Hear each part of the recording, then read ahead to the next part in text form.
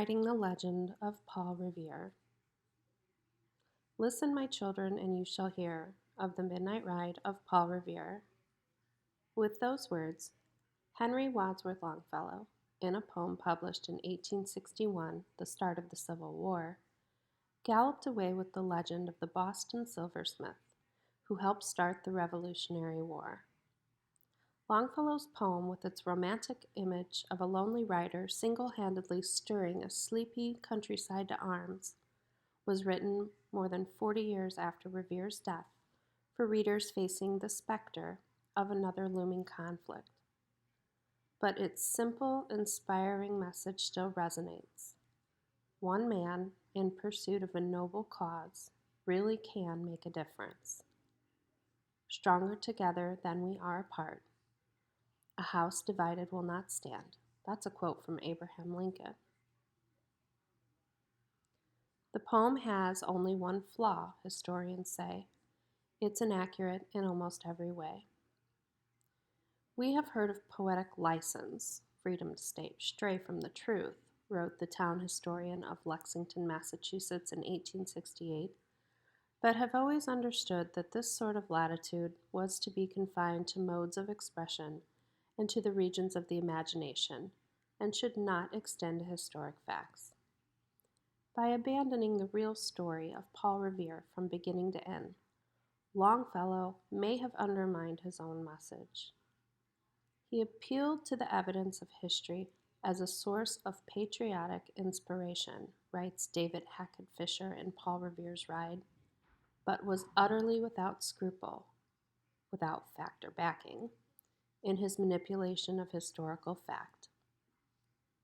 The real-life Paul Revere was not a national hero until Longfellow crafted this poem, though his mythic stature would rise with each passing stanza.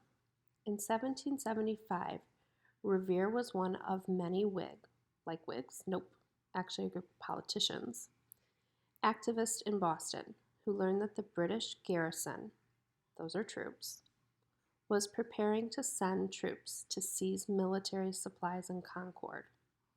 At the time, Revere was a small but important player in a much larger colonial intelligence network, which dispatched him and one other writer to alert the local militias. The other man, William Dawes, a Boston tanner, someone who makes leather, took the main road out of town. Revere, meanwhile, arranged with the help of several other people to sneak across the Charles River, to if by sea. No part of Longfellow's poem has become more iconic than the image of Revere standing on the riverbank across from Boston, waiting for a signal from the Old North Church. But in fact, Revere's own testimony contradicts this version of the story. In descriptions of his ride he wrote after the battles, Revere himself said he had arranged for the lanterns to be lit while he was still in Boston, two of them to indicate the British would be traveling by sea in case he wasn't able to cross the river. The citizens of Charlestown, on the other side, dispatched their own rider to spread the news. Revere was rowed across, found a horse, and followed. He and Dawes arrived in Lexington about 30 minutes apart. Historians aren't sure what became of the third rider.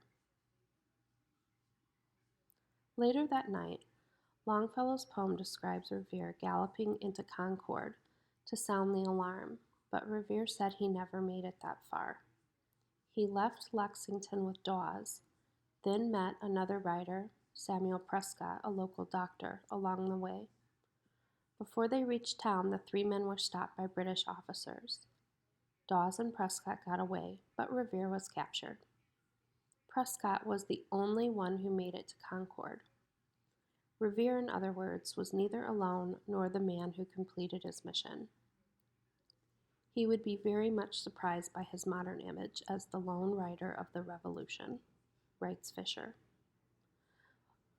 While Prescott was riding on, Revere spent some anxious moments being interrogated by the British. He defiantly informed his captors that the game was up. "I know what you're after," he told them. and have alarmed the country all the way up. Revere had been told the British were looking for John Hancock and Samuel Adams, who were in Lexington that night, and he tried to keep the British away from the town. When his captors heard gunshots from the Lexington Green, probably from a group of men clearing their muskets before entering the local tavern, Revere was released. Historians say Longfellow probably knew most of this when he wrote the poem.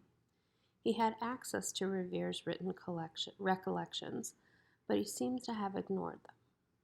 I think he told it the way he did because it's simpler and more dramatic, says Patrick Leahy, research director at the Paul Revere House in Boston. Until Longfellow made him a hero, Revere had been little more than a local folk legend, but his stature quickly began to grow. I think it's fair to say Revere's messenger ride wasn't considered to be anywhere near as important then as it's considered to be now, says Leahy. Even if Revere wasn't the lone savior from Longfellow's poem, there's no doubt he and his fellow writers were the critical spark that ignited the revolution.